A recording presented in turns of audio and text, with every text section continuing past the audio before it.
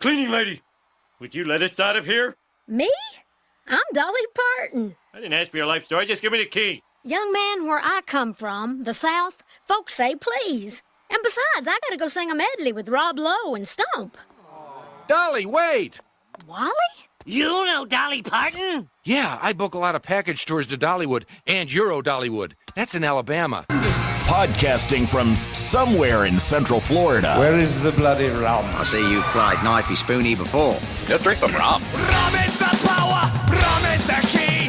Rum is the thing that will set us free! Rum, rum, rum! And nerdy. Rum, rum, rum! And nerdy.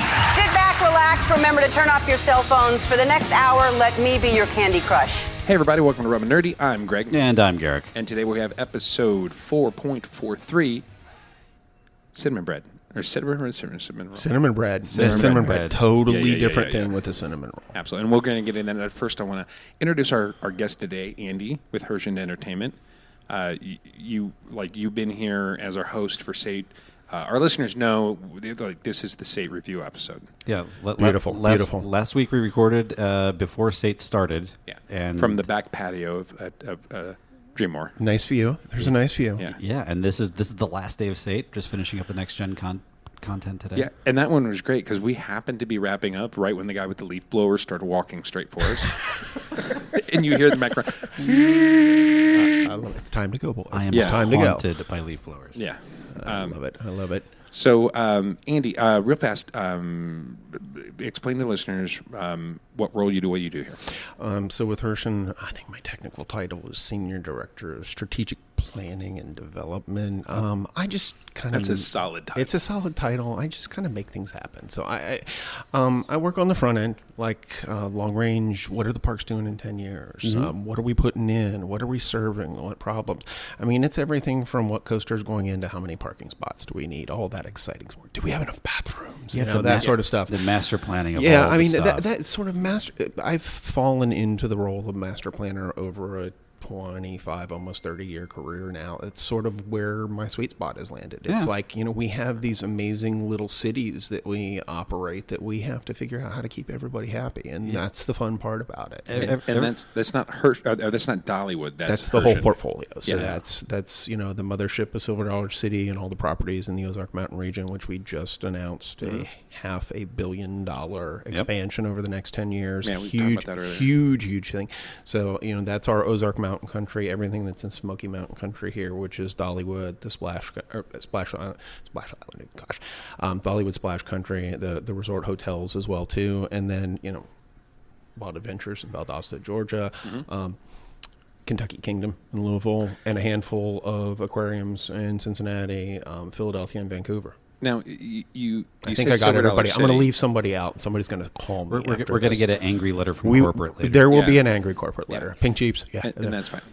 Anybody that wants to complain, don't forget. My name is Andy. You can complain at the Joe Rogan Experience. And they'll. I love it. They'll get that handle. So Silver Dollar. So I'm from Kansas City. There you go. And I grew up. Silver Dollar City was one of the places we went twice a year. But also, and I don't think this one Dog Patch. Is that no? Dog Patch is not. And the Silver Dollar City is just this amazing place. And if you haven't been there, it is just it is part theme park, part Renaissance Festival, part historical recreation. It is just one of these cultural places that is just so fabulous because people go there and they have no idea what to expect. I mean, the whole thing started because there's a cave. There's Marvel Cave, which was underneath the whole park. So it started as a cave tour. So Jack and Pete basically bought the cave, operated the cave tour. People show up for the cave tour. Well, hey, we got to do something else. So they built a little western town on top of the parking lot, on top of the cave, And that little western town, little, gunfights on the street, little, western 1880s village has turned into a park that does 2.3 million in attendance now, and has expanded out over 100 acres and is now expanding out over another 1,000. It's just it's and the funny thing is so few people still know there's a cave underneath it. I was just about to say, is the cave experience still open? The cave experience is almost exactly as it always was, and so you climb down. I can't remember how many stories of stairs to get into this what they call the cathedral room, which is the big, huge, massive first room. Well, that first room, like in the 20s, they were hosting like barn dances and bluegrass concerts like inside the cave, well before like Pelham Cave. There's a deal where there's this guy that put up 3 hot air balloons inside of there and then floated them. I mean, that's how big this room is. Wow. And so over the years, there's been lots of really cool things that energize the cave. But you go through the whole cave tour, and it ends with this giant funicular where they pull you out of the ground in this basically handmade railroad machine that was built by our founders, and it's just a really experience. I mean, lowest capacity you could ever possibly imagine. One of the things they do really cool is they actually do lantern tours, so they give you the old-timey lantern. Wow. And they go through, and then the lanterns are going to go out eventually. But and then the utter darkness, which is just it's so cool. And that's awesome. But I mean, there's a huge percentage of people that don't even know the cave's there. And it's a great story you want to tell, but you can only tell it so much because you can only put so many people through it before you kind of destroy the whole ecosystem of the cave and all that sort of stuff. Absolutely. So, do you ever take outside ideas? Because I wanted to pitch you. Never. No. I wanted to discuss an idea I have of Susan B. Anthonyville in Paducah, Kentucky. I love it. Yeah, there's like legs there. Paducah needs something. Yeah. I think. Hold on. Dippin' Dots come from Paducah. I think Dippin' Dots come from Paducah. If I remember correctly, they were like started in Paducah, Kentucky. So they've got everything they need. They have Dippin' Dots, the ice cream in the future. Wow, the origin. So in the traverse from Orlando to Kansas City, it's like where are those milestones? It's like, okay, Atlanta 8 hours, Paducah 8 hours, Kansas City 8 hours. And it's kind of like that is the midpoint between Atlanta and St. Louis.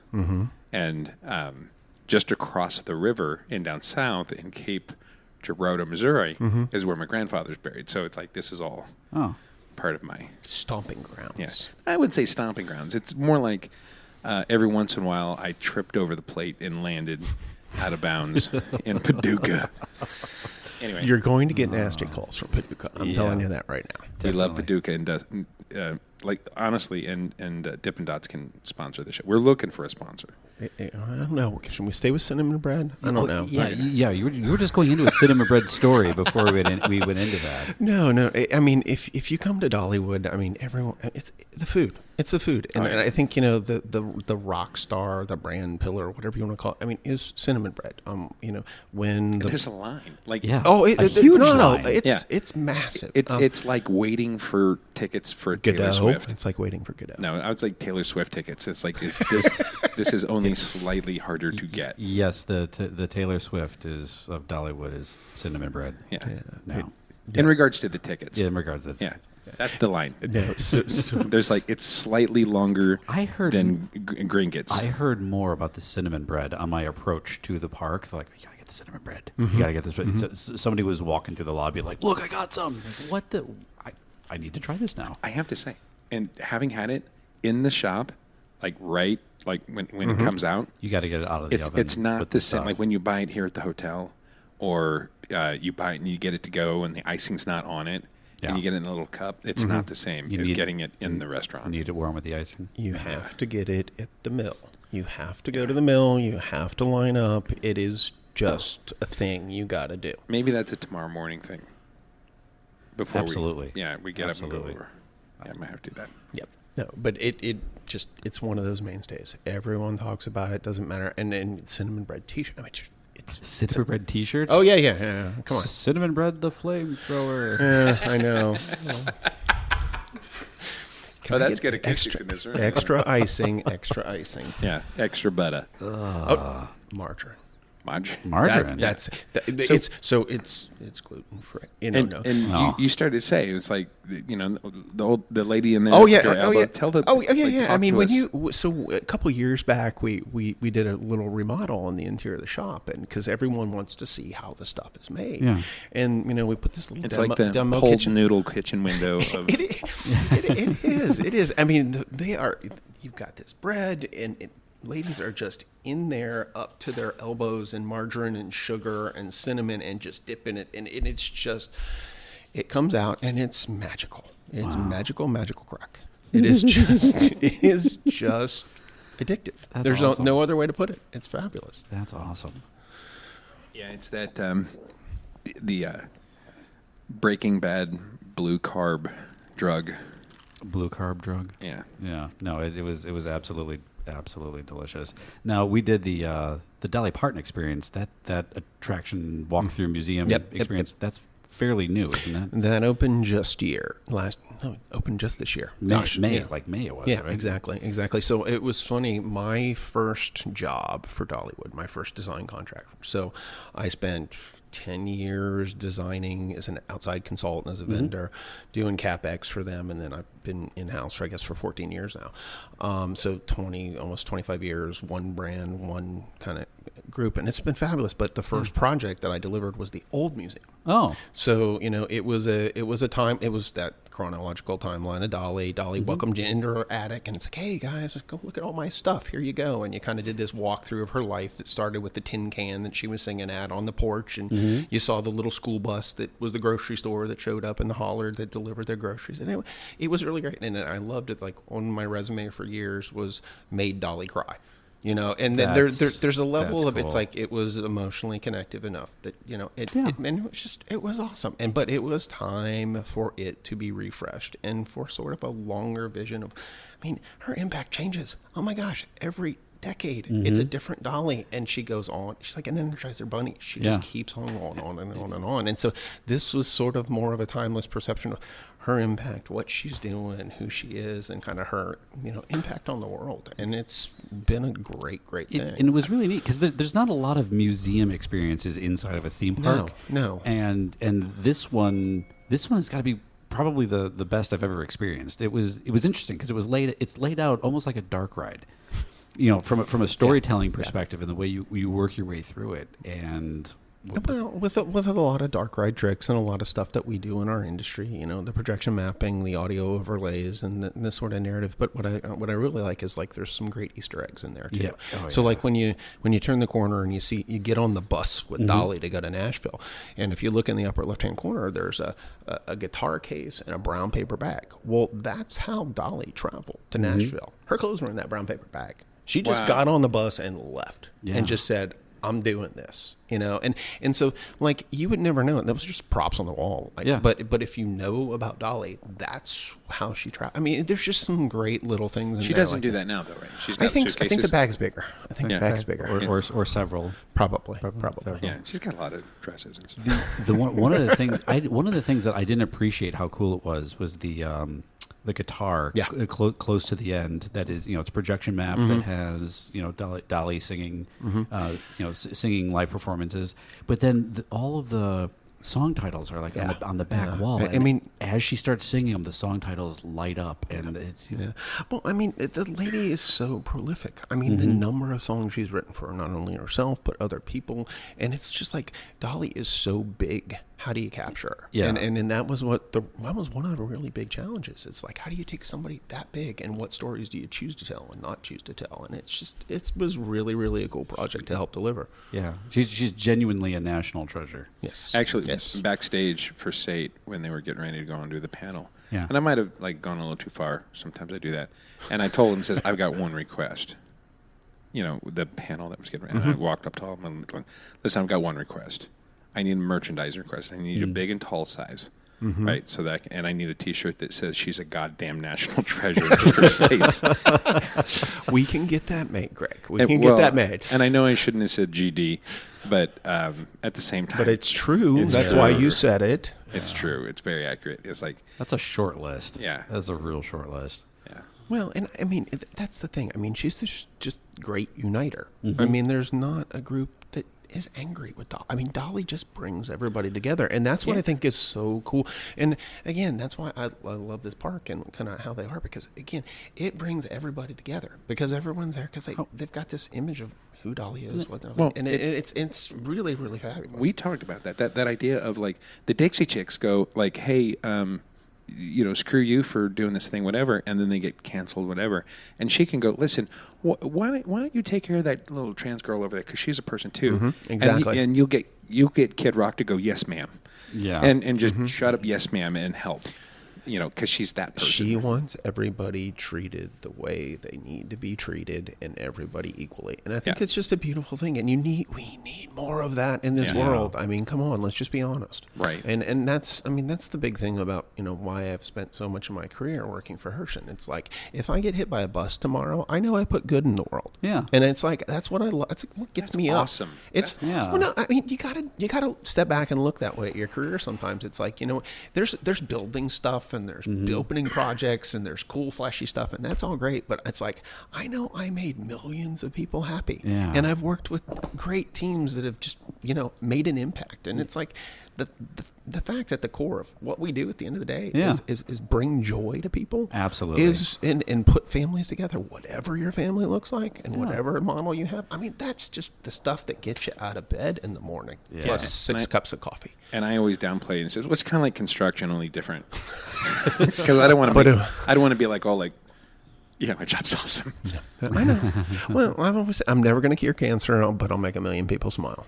Yeah. And but if you help someone on their journey to beat cancer, I mean, there's a lot behind that. Yeah, it is. And again, that's what gets us out of bed. So you're telling another interesting story about how Dolly became involved with the park, because the park was here before her involvement. So the park originally opened as just a train ride only called Rebel Railroad. Okay, and then Rebel Railroad, Sunday. So Rebel Railroad was then bought by Art Modell, the former owner of the Cleveland Browns, because he wanted a choo-choo train, was what I was told.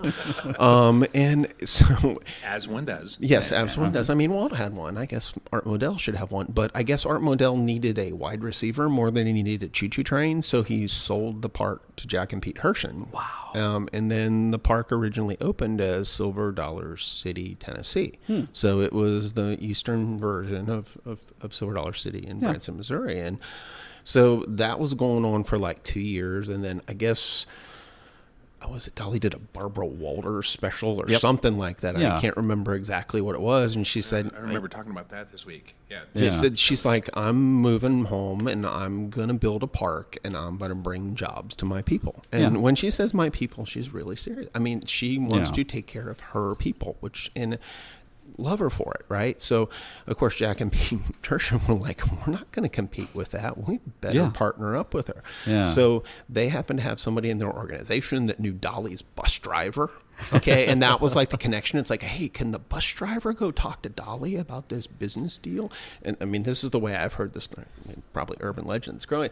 But no, so they got together through Dolly's bus driver, Jack and Pete Herschend, meet Dolly. They formed this business partnership that's lasted since the early 80s, and it's just been absolutely amazing. Yeah. And it's wonderful. Yeah, the numbers that were shared this morning about that for the last year of Silver Dollar City to the first year of Dollywood, it was $500,000 to $1 million in 1 year. Yeah, that's insane. That kind of growth. Yeah, I mean, we're doing that every year. That's one hell of a rebrand. That's exactly.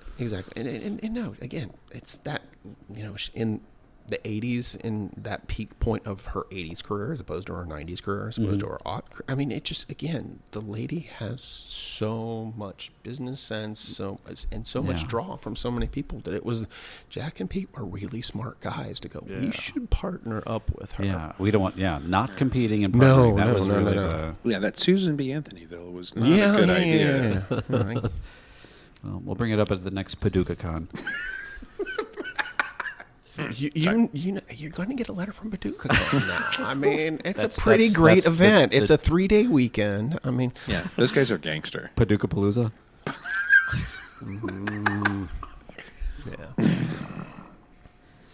There's so many things. My brain is Paducah-chella. I'm like these Paducah-chella. These jokes just write themselves. Yeah, and it shows. Yeah. Okay, so you make the Coachella joke, right? Okay, it's like the whole world of festivals now is just getting so big and so crazy, and it's like this. It's sort of this fringe to the TEA forever, but I feel like it's so core to us, and like I want to wrap our arms around so much of what's going on there. It's like, I mean, I'm still like guy who's not got to Burning Man. That's on my bucket list. I was just about to say, I have some friends that go to that, and there's Burning Man. There's I heard Burning Man's burning out. Like the people that go are just kind of start to get disillusioned. Well, there's also there's a Mad Max style one. Yeah, they have a big dome where they shoot. Wasteland Weekends, or whatever. I talked to somebody that had gone since the first day, and they plan half their year around is preparing for it. They're like, it's the most amazing thing. But I mean, I think there's events like that are out Burning Man. Yeah. But again, it's just that level of art, music, and what's going on out there, and I love it. I love where so much of that is going, and there's a level of, I think, as kind of our, I won't say mature kind of theme park world. It's like we need to learn from these people, and they're creating experiences in such rich ways in such short time periods that we need to lean into that. Organic and authentic are the two big things I think that are driving that live movement. Yeah, and there's also a sense of urgency too. Mm-hmm. It's like I have to make the best use of my time. I have 2 days, I have 4 days, and it's like I'm going to get as much out of this as I can. And there's a level of engagement that is just, and it's the engagement by the audience, not expecting to be engaged by the park or the other. I mean, people show up ready to play. I mean, my favorite thing in the Renaissance festivals. I at least do 2 or 3 Renaissance festivals every year because there's a level of just, it's so simple. Yeah. Give me a spoon, a character, and a duck, and you got entertainment for everybody. And it's like, we want to be so complicated in this world about what attractions are and what they're doing and the complexity. And it's like, you go to the Renaissance Festival, which is why I kind of like our parks too, because we're sort of like Renaissance Festivals. And it's about simple fun and characters and putting on personas, and I love it. The other one of the really fun parts about all that is the getting dressed up, getting to cosplay at the event, at the thing, and we had talked about Disney's Star Cruiser at one point in time on the show, and that was another thing. It's like, no, here's an experience where they're encouraging you to get dressed up and live in that universe. It's like space rent fair, but I mean it. It is, and there's not a lot of parks that let you do that. I mean, just because, hey, we don't want you dressing up like characters, because there's obviously logistical issues and operational issues. You can't have that, but it's especially a lot of those things where it comes to the propage. Rent fairs, you don't want people walking around with swords and weapons per se. Did you guys ever do the Evermore Park that was in Utah? No, that was I missed it as well too, and now that it's no longer there. But again, there's that level of how many places let you go that deep. I heard so many good things about that park. Well, and then there's the whole Putafu Saga City that's now being rolled out, where you're kind of stepping into that same character kind of model as well. They're killing it. Putafu. Yeah, they are. They've got the original España. They just announced UK. They've got announced here in Knoxville area, and they're just in South Korea, and they're just been going. Yeah, it's beautiful, beautiful storytelling. Well, they did pick the best Korea for opening. Yeah, out of the 2 Koreas, new park. choose wisely. Yeah, especially like. Oh, what's your shtick? Oh, our shtick is that we do historically accurate, stories-driven attractions. That's going to be really tough up there. Because what's true? No. Yeah.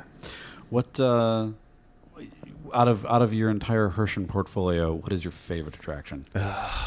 Which baby do you like better? Which child makes you the happiest? What's the one when you visit a property and you walk in and you're like, I love going to that one?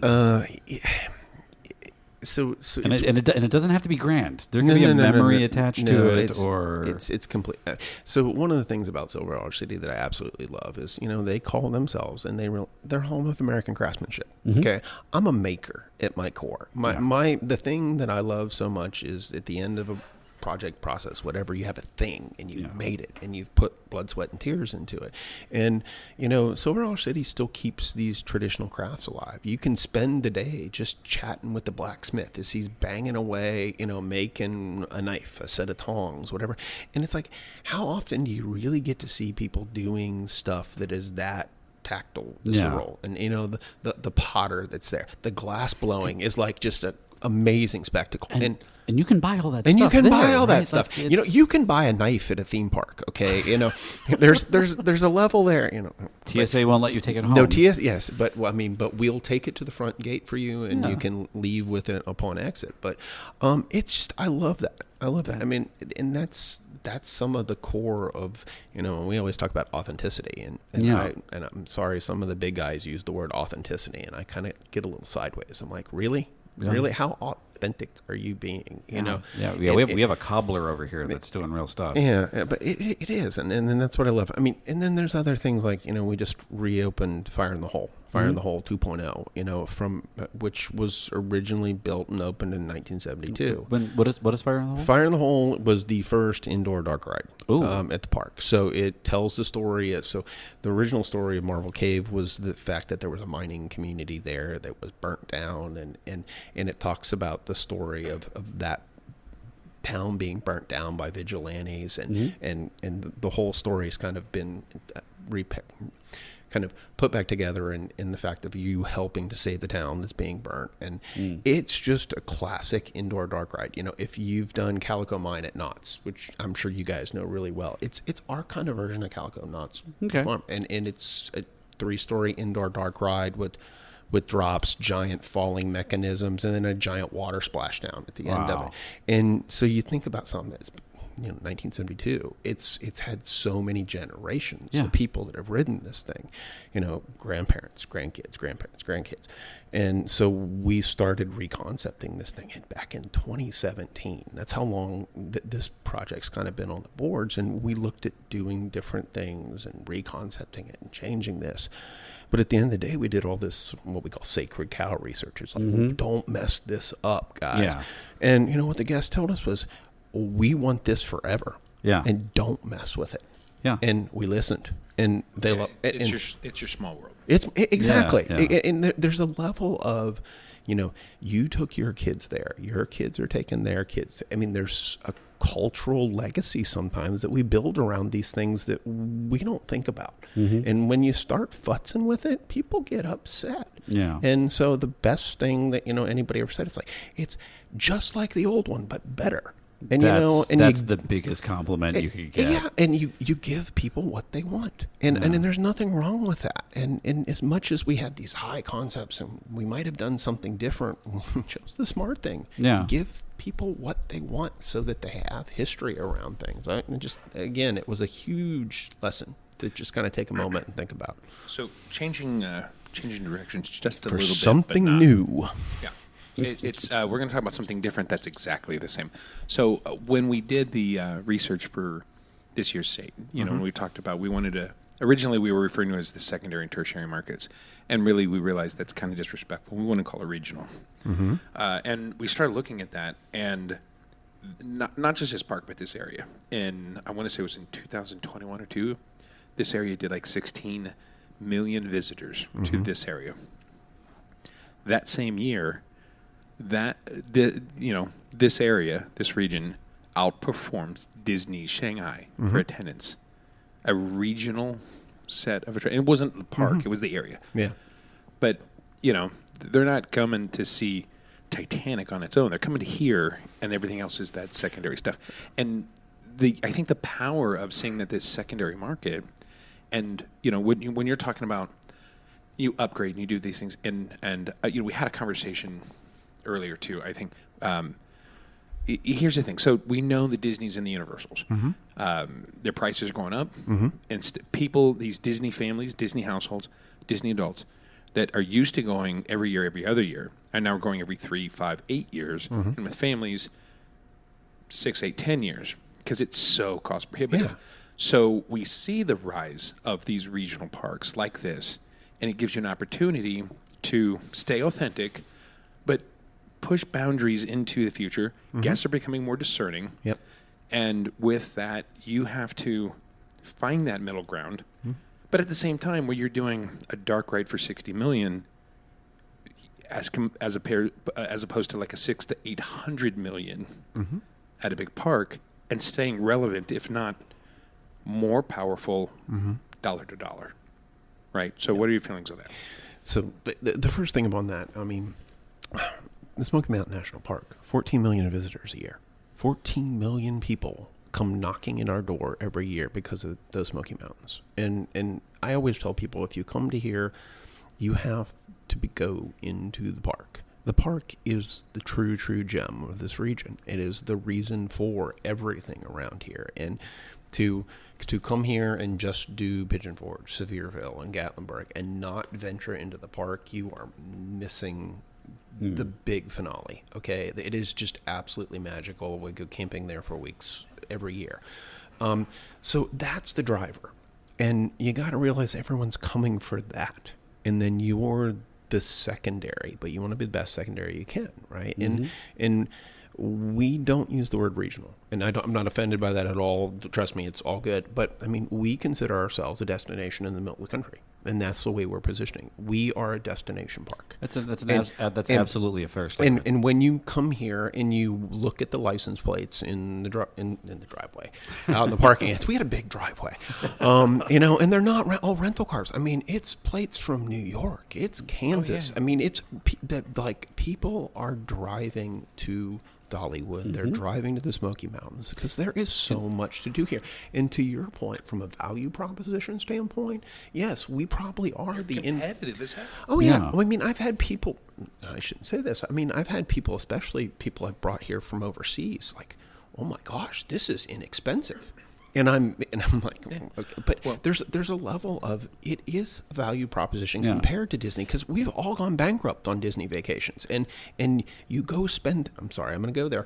You go spend that much money, and you feel like you have to get everything out of it, and you drive your family to the edge. It is borderline painful to maybe go 4 e-tickets in a day. Yeah. Well, and we used to joke when we would do renderings that we would put them in this, that twilight hour where everything looks really pretty. Well, that's also the hour that your kids melt down. Yep. So we would like to try and sneak in one crying, screaming, or kid having a tantrum in there, because you know what? That's the hour when it all breaks down. The Where's Waldo in concept renderings. Yeah, exactly. But where's little asshole? Yeah. We will be going home now. Do you know how much I spent on this? I will turn this car around. I remember still, growing up in Ohio, middle of the country, like getting into the family truckster. Like it was the station wagon with the wood paneling. Yeah. Ours was a conversion van. The first station wagon that ever had power locks. So by the time we got to Kentucky, I was like, click, click, click, click, click. My father was screaming at me. And there was a moment, I think, when we probably crossed into Tennessee where this little poof of smoke came out of the side of the door, and I burnt the locks out on the car. And we hadn't even got out of Tennessee. My dad was pissed. Oh my gosh. It was fun. But those are family memories. Those are the family memories that you make. But you bring up the road trip, and that's one of the things that I want to say too. That not this trip, but 2 years ago when we did the T8 Explorers, which was a great event too. And we talked about that on the podcast because I met a lot of really new people, interesting new people. I think we'd kind of met, at that. Yeah. But one of the things that I remember being the day we were in the park, and Matthew and I were there, and we were in line for food. Matthew and I we were in line for food, and he's been on the show, so some people know who he is. But I remember there was a family there, and they overheard us talking. They're like, "Oh, what do you guys work for the park?" We're like, "No, we just work in the industry, and we're talking." And then they were from, I don't know, Virginia or something like that, and they're like, "We have annual passes. You live 2 states away, but you have annual passes." Like, wow, it's like, yeah, because we can take a 3-day weekend and drive down on Friday morning and be here by afternoon, and then we leave afternoon on Sunday and we're home by night. And they have season passes come down here 2 or 3 times a year. Yeah. 2 states away, and they have season. So we were talking about something earlier in the TA master session that we just broke out, and it was about decompression, and the fact that in our world we need like negative space now. Yeah. We need places where stuff isn't chaotic, and I think that's one of the things that's unique about this market here. Like, you can go get a cabin in the woods and you can cook s'mores by the fire with your family and have the most just peaceful experience. And then you can drop into absolute chaos if you want it, and you can get that variety, and then you can pull out. And I think there's a level of that like works for people around here. My last Orlando-based theme park experience, like traditional family go for the day, I'm there with the kids, not the militant me and a friend are going to go hit a ride and then leave, like a true we're going for the day family theme park experience in Orlando. Absolutely brutal. And by the end of the day, I was just sensory overload. I'm like, I need some shade and I just need some quiet, and there's no place to sit down, and when are we going home? I wanted to go home. And it was Well, and this is one of the few parts of the country, and probably the world, where you can come here and have a woman feed somebody else's husband, call him sweetheart, and it's okay.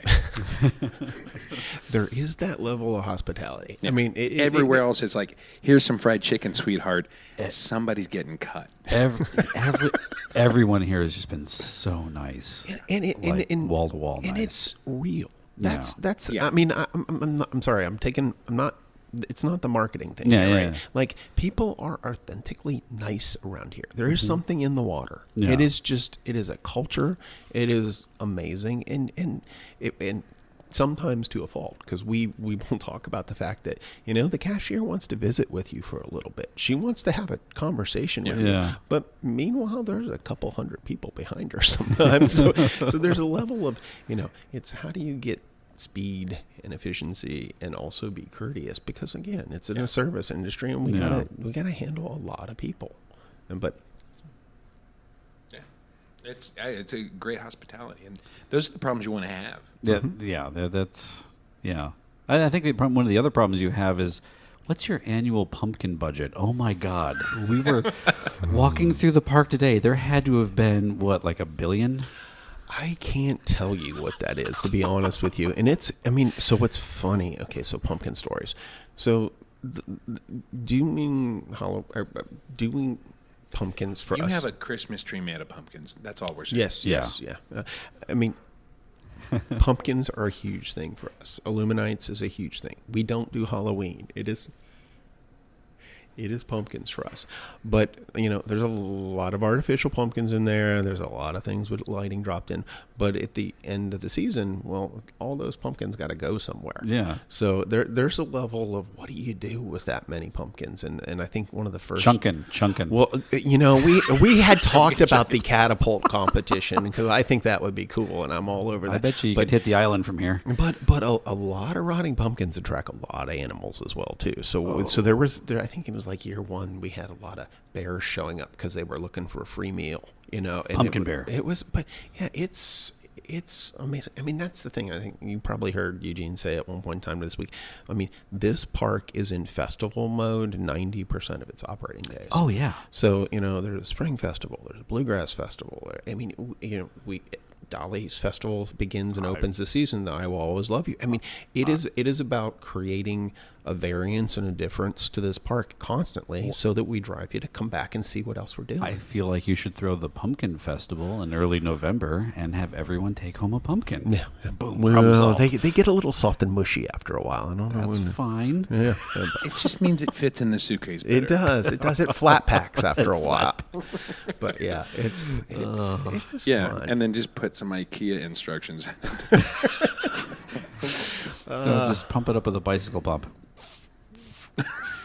I don't think that works either. It would be good. I mean, it's called pre-pumpkin pie. But I would.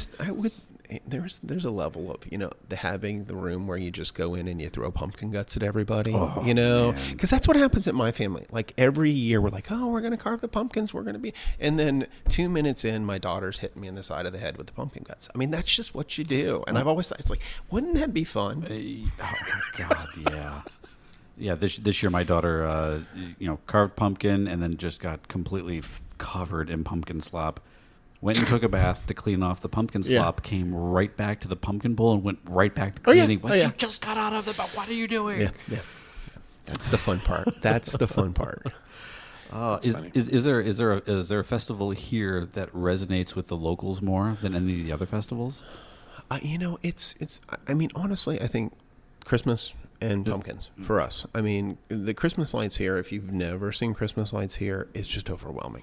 I mean, there is not a square inch of this park that does not twinkle, glow, or otherwise.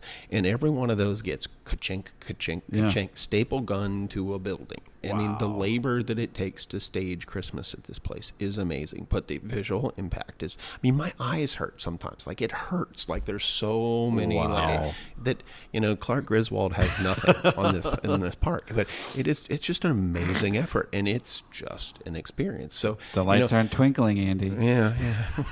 Clark. But no, it's what is your annual budget on power strips? Only the hard-hitting questions. Yeah, exactly. It's like, and then there's all of them go out, and it's like you and the just light bulb, lamp by lamp, just changing it out. So years ago, I was at Silver Dollar City, and the lights at Silver Dollar City are just as impactful.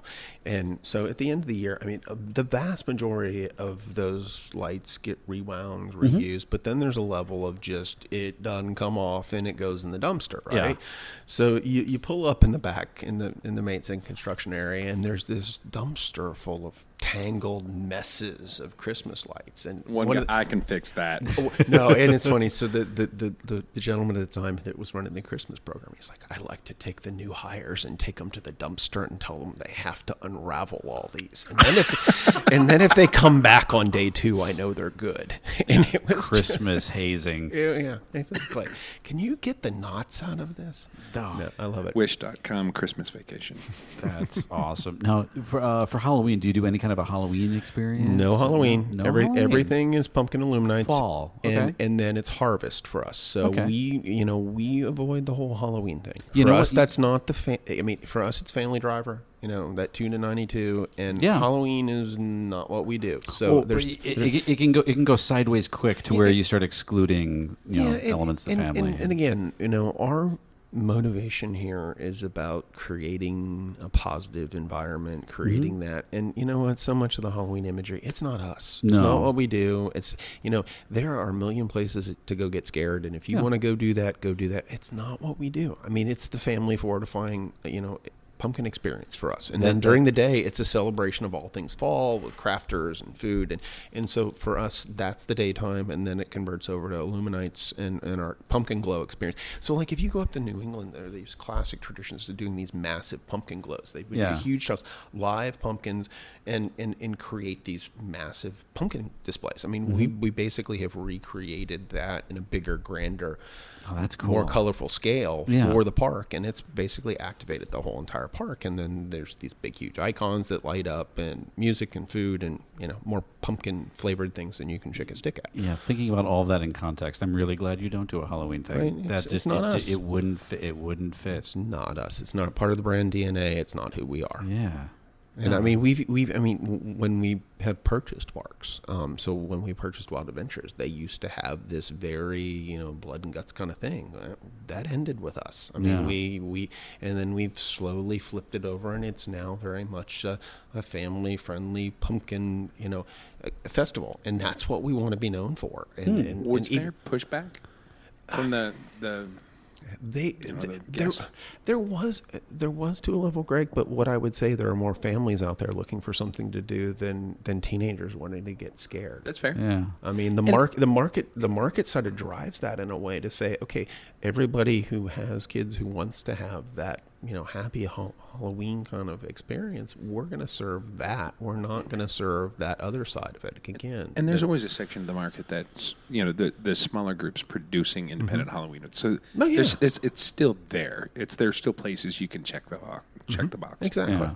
Exactly. And again, we're checking the family box. That's what we do, and that's what we think we excel at. So just because we weren't running out of time, I do want to ask this because this is still technically our SATE review. Are you going to ask a serious question? No. Okay. No. You were like leading up to something. Well, I was a little scared. It comes down to so this is typically going to be our SATE review, and we haven't talked much about SATE. We've talked it's easy to get caught up because the park is so wonderful. Thank you. Yeah, so it's great, and the hospitality's been unmatched this week for SATE for TEA. Yeah, speaking as SATE TEA organizers, SATE co-chairs, this has been an incredible experience from a production standpoint, working with your team. What I love seeing is the fact that we have, the Orlando contingent, the LA contingent, which have been the two mainstays, kind of getting to see what's going on in the middle of the country. Yeah. I mean, there's the quality level with which things are getting executed here. I want people to see that. Yeah. And not only from a creative standpoint, from a business standpoint, there's just amazing stuff going on here. And we've got great stories to tell. And I think it's, kind of eye-opening that frankly, the caliber that we're operating at here is sometimes people just want to go, oh, well, why would I go over there? Or I don't understand, or I don't know. I mean, I bring cynical friends here all the time who are like, what's this Dollywood place? And they leave going, oh my gosh, that was really good. You should have told me, or I told you. I've been telling you. Yeah. Do you watch Family Guy? I haven't for years, but yeah. Okay, so whenever we do these, we'll do like, an out and everything, and we usually start with a pre-credit clip from a show or whatever. Yeah. We use Family Guy a lot, and then we'll end it. Because it's like they get our humor, right? Our post credit for what is functionally today, because we're recording on Friday. Today's episode, our post credit is from Family Guy, and the family gets out of what's the maid cleaner? Oh, Consuela. Yeah, gets out, and they're all wearing Dollywood shirts, the whole family, and Peter goes, yeah, hey, Consuela, thanks for suggesting Dollywood. That was like totally perfect 2-day add to the trip. It really made the whole trip way better. And she's like, yeah, I told you, and it was like this. I told you. and he's like, yeah, totally nailed it. Thanks. Yeah. And that's our little. I love it. I love it. I'm glad we went back the second day. Yeah, really needed that. Yeah. So, and I'm sitting there going, God, I wish had we known that this was going to be the episode, it would have killed at the end of this. And we got to find something better. And it's going to be hard. It's going to be hard. I love but it. Outside of all that, SATE, what your takeaway for the SATE conference? What was your favorites? Favorite part had to be today. I mean, there is something about seeing all of these masters sit with a group of young college students, bright-eyed, the world is their oyster, and kind of sit at the feet of people who've kind of driven this industry. And that to me is the magical thing about this industry, this group, because we open those doors. Yeah. Those doors are all, and that's what, and because I don't feel it was always that way. Like, I still remember when I started out, it's like, oh, that person wouldn't talk to you, or, that, how dare you ask them a question like that? And and all of those guards have dropped over I honestly think the last decade. And I feel like there's been a structural change of how we, and I think it's all of us Gen Xers, because we're all screwed up in the head and we all want to talk to each other. And I think the TEA has done a really good job of encouraging that and kind of fostering that, at least in our industry, because, they do a really good job of celebrating the masters, but they don't put them on a pedestal, and they do a really good job of empowering, students in the next gen, and it's part of the next gen program. And when you connect those two, that was lightning last year. Yeah, absolute lightning. And the whole thing it was kind of excellent. We're trying to figure out how to fill some stuff and do a really good program for the next gen and the students. And the opportunity came up with Union Station last year because they had a space. They're like, we don't know what to do with it. We want to turn it into something else. Maybe you guys can pitch us. And it gave a reason to pair, not just the master sitting there and talking at these kids, but to really work with them. And so it was like lightning in a bottle. And we didn't have great attendance last year, but everybody heard about it. So I think the attendance today was almost 3 times. Oh wow! I didn't know it was that much larger. Again, it was just seeing somebody like Mike West sit at the end of the table and just kind of drag narrative out of these kids and kind of help them weave the story that they didn't maybe know how to weave just yet, but it was theirs. It wasn't his. He was just kind of pulling on things, and it's just wonderful to see that theme park. If you think about it from a theme park oriented student's perspective, I am sitting next to Mike West, just an industry powerhouse in the themed entertainment world, and he's going to help work with me to develop a concept, and then I'm going to pitch it to the president of Dollywood and Herschend leadership. Like, What did you do on your summer vacation? Yeah. I had an epic freaking week. Yeah. And that's kind of why I jumped in at the beginning of the end of the meeting, where it was just like, I'm sorry, these kids have guts. Oh, like, yeah. if I was 20 years old, 19 years old, knowing the people that were in that room, being able to stand up and pitch to some of those industry legends kudos to them. I was blown away by how good all of those students did with speaking, and with such little prep. No, maybe a note card or something. But okay, you talk about rides, you talk about food and beverage, you talk about merchandising. Like, okay, let's see how this goes, and then crushed it. Yeah, it was every one of them. Absolutely. And again, to me, that's the future. That's the thing that's awesome. And I mean, we're all of a certain age in this industry where we've had a lot of young people work for us over the years, and it's awesome. After 25 years or so, it's like those people that you hired as your first intern, or you kind of took under your wing, and you kind of work for, and you see where they've gone in their careers. Mm-hmm. It's Tyler. Yeah. Absolutely. It is the best thing, knowing that the ship will always rise higher. And I love that. And that whole day was like that for me. So sorry, it's a warm fuzzy for me. That was the awesome part of SATE for me today. That's a good answer.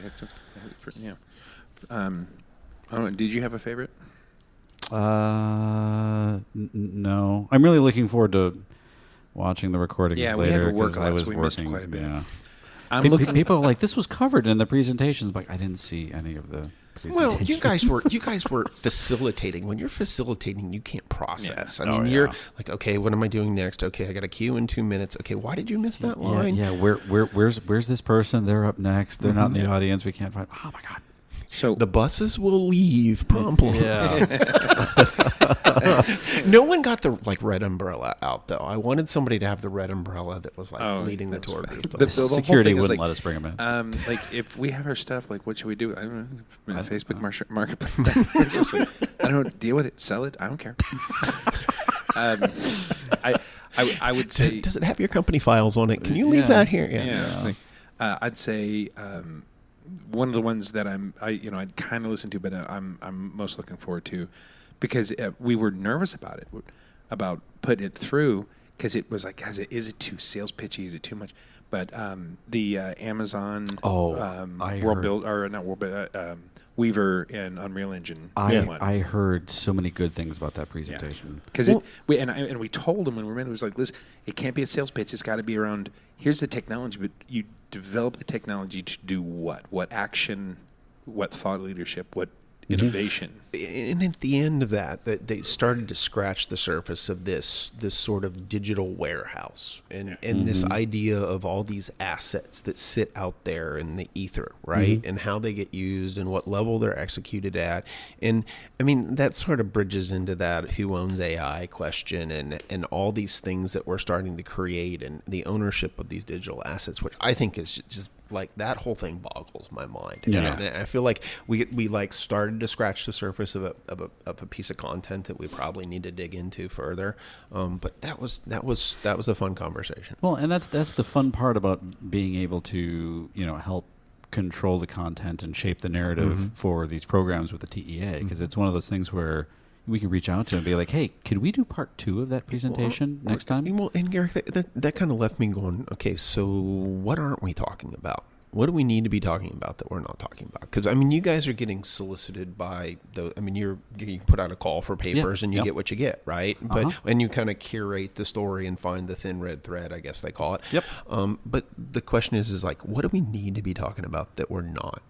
And I kind of wonder about that. Yeah, I'm throwing questions at you guys now. There's a lot of really interesting things on the bleeding edge, the bleeding edge of technology, and it's really important to see how it gets used, how it gets processed, because until you can apply it to the storytelling, you don't want you end up not like a true Willy Wonka experience, but you end up with one of those things where it's like, hey, check out all of this great media, and you're like, that's awesome. What's the story? Why am I looking at the flashy light? And figuring out ways of redefining the tech, redefining what you're using. That's absolutely, that's fun. Okay, we're late. We're getting long in the tooth. No, look at that. I told you I talk too much. I told you I talk too much. No, you talk. Honestly, the energy, and we covered so much that this didn't drag. There was no lulls. You are a great guest, and I would have you on anytime. I will chat Absolutely. any evening. Get together. Yeah, we From my little tiny cabin in Atlanta. we should do something for IAPA. We do a big recording lineup for we for do. the IAPA We conference. do 4 30-minute episodes Okay. and release. We record them and release them that day. Cool. So it's Count me in. Right Yeah. next to the Bob Space Racers. Let's do it right there next to the buzzing and clanking. That's my favorite part of the show floor. Go back and listen to some of our IAPA episodes because we record from the show floor. Oh, so gosh. it's The straight cacophony up, in the it is- background. It sounds so. It's like we're at a carnival. It sounds so amazing. So, I mean, I used to work the show floor for years and years and years when I was a vendor, and you would leave at 6 o'clock and your ears, like, you would get to the quiet, like, you'd step outside of the convention center and your ears would just be popping and ringing. hearing your blood pump And through. it was like being at the front row of a metal concert. It was just like, and you put yourself into that every day. 4 days. Yeah. That's a. But no, It's I was telling you intense. earlier. So I took my teenage daughter for the first time this past year. Sorry, Yeah. and it was just like there's this just wide-eyed look on her face where it was like, Dad, why haven't you told me about this? Because I mean, my kids are up in Atlanta, and I flew them down, and the whole deal. But it's like, Friday was always Family Day, and you would joke about it. But I actually engaged in Family Day this past year. Yeah. It was the coolest thing to see your awesome. kid understand this crazy world that you work in, and then go, Dad, I kind of want to do some of this. And and I had set her up for like multiple little mini interviews, and so she met some really, really high powered ladies that kind of set her aside and took her side and kind of threw an arm around her, and it was just so awesome. That is great. And she was like, Dad, how do they know me? I'm like, sweetie, I've been talking about you for 15 years because this is my like business family, right? Like this industry is about family. It's Absolutely. like you were, and that's what was cool. Because she's like,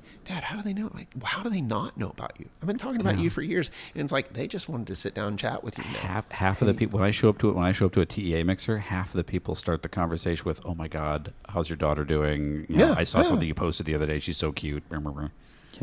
Can we be part of your business family? Yes, absolutely. No, I mean and that's one. Oh, so it's funny. One of the creative directors who's based here in the park, doesn't do a lot of these. She isn't kind of engaged in TEA and she had this moment where she looked and said, "These are our people, aren't they?" I'm like, "Yeah, these are our people. This is our tribe. kidding. This is our tribe. This is This our is our tribe. weird tribe." And we got shamans and we got warriors and we got all sorts of people in this tribe. Okay, and it's and you can call anybody in the tribe because they're going to help you out. And that's what I love about this. And and again, it's what going back to earlier. It's like I feel like the demo has in the openness has changed. It's like I can call somebody up and go, "Hey, I need a favor. How do you handle this?" And they tell you. Yeah. There's not I can't share that. I mean, Oh no! I love I'll that. tell you, but you're going to pay me $500 for this. I'll buy you a drink next time. Yeah, we were at I'm in, damn it. we were at the pre kickoff mixer because there's the kickoff mixer. Yeah, and the yeah. pre-kickoff. The one at the Pines, which Yeah. is like this historic, the first place that Dolly Parton performed. Yeah. that The was Drink before the drink. Yeah, the drink before the drink. And Matthew set it up as specifically as a meet the locals who are not engaged with the TEA, Yeah. but they're like, hey, these are people that they're essentially industry people that are outside of our immediate TEA sphere of people that we deal with. And I was talking to a gentleman, and every other person that was walking in, again, kickoff, so I'm seeing a lot of TEA friends for the first time at the event. Hey, Garrick, how's it going? And he's like, wow, all of you just know each other. And I'm like, yeah, we're pretty close. It's family. Yeah, It's family. absolutely. Just start showing up to things. You're going to meet all of these people, and you'll fall right into the group. Absolutely. Fantastic. Hey, real fast, just so we can wrap up. Anything you want to plug? Come to Dollywood. I'm the Dollywood, Silver Dollar City. Eat the cinnamon bread. Come to Silver Dollar City. Check out the new Fire in the Hole. Again, we love bringing families together, whatever form that family takes. It's all about spending time together and creating memories, and that's what we love to do. So that's my plug. I'm done. Current festival is current festival going on right now is our Harvest Festival and Pumpkin and Loom Nights. And it goes until? It goes until the end of the month. There you go. And then it's off to the next. And then it's off to Christmas. Fantastic. I bet Christmas millions is gorgeous. and millions and millions of twinkly little lights. It's magical. I bet it's beautiful. It is. You guys, come on, get up here for Christmas, or get out to Silver Dollar City for Christmas. Have you been to Silver Dollar City for Christmas? Not since I was a kid. You need to go back. I mean, We'll have to figure it out when a time. This year, my Kansas extended family is coming to Orlando. No. Tell them to stay there. It's already booked. But next time, because I know Sandy would love it, so we'll figure it out. It is just a magical experience. It's awesome. And then you can go see the cave. Yeah, I want to go see the cave. Do it. I want to go see the cave. Awesome.